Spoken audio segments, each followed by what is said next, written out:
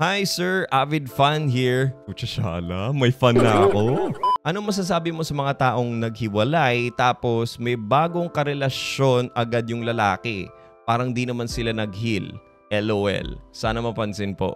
Diyos ko Lord. Parang damit lang kung magpalit ng jowa si kuya. Well, to be honest, kung ako yung tatanungin mo kung bakit meron na kaagad bagong karelasyon si kuya after a breakup, most probably ay may target na talaga siya. Dati pa, even nung kayo pa. I know, masakit isipin yan. Pero sabi nga ng mga in-check, for every cloud, there's a silver lining. So, ang silver lining natin dito is hindi kayo pinagsabay ni kuya. Pero, syempre, hindi natin alam yan. May chance pa rin na baka pinagsabay nga kayo ni kuya dati nang hindi mo lang alam. May silver lining pa rin dyan. Well, at least hindi na kayo. At yun ang bottom line natin dito. Nalaman mo na kaagad kung ano ba talaga yung tunay na ugali ni kuya before pa mapunta sa next level yung relationship nyo. Well, I just hope na hindi pa kayo kasal or wala pa kayong anak. Kasi if that's the case, then that will make the situation all the more favorable if you ask me. So ate, ang ipapayo ko lang sa'yo for now is to just accept things na lang. Huwag mo na lang isipin kung pinagsabay ba kayo o bakit kaya meron na siyang jowa kaagad after ng breakup nyo. Kasi to be honest, if you keep thinking about those things, wala ka din mapapala kundi confusion and sakit ng ulo lang. Now, what I would advise you to do is keep loving yourself even more and give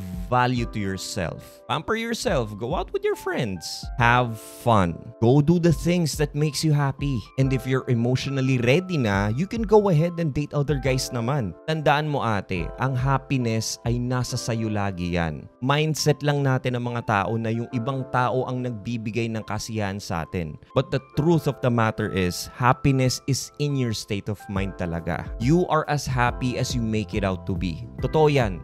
Sabi ng mga inchik yan always remember mga sigarilyo na don't put the keys to your happiness in someone else's pocket. Kailangan laging hawak mo yung susi na yan because it belongs to you. Tsaka mga sigarilyo, gusto ko lang din sabihin sa inyo to, sa inyo, lahat kayong mga sigarilyo dyan, na kung iwanan man kayo ng jowa nyo or lokohin man kayo ng significant other nyo, ang first step lagi dyan to make a significant change in your life is acceptance. Don't get hung up sa taong yun. Because if you value yourself enough and alam mo naman talaga na hindi mo kasalanan kung bakit kayo nag-break up, lagi nyo lang tatandaan, it's their loss. Hindi mo kawalan yun. Ako dati, sa totoo lang before I've learned all this stuff and mababa pa yung tingin ko sa sarili ko nun Kung ginoghost ako ng ibang babae o kaya nire-reject ako, lalo lang ako nag-aabol sa kanila and I felt sorry for myself. But now na alam ko na yung value talaga ng sarili ko, whenever they reject me or they ghost me or they flake on our dates, ito real talk lang ako na mismo yung nawawala ng gana sa kanila.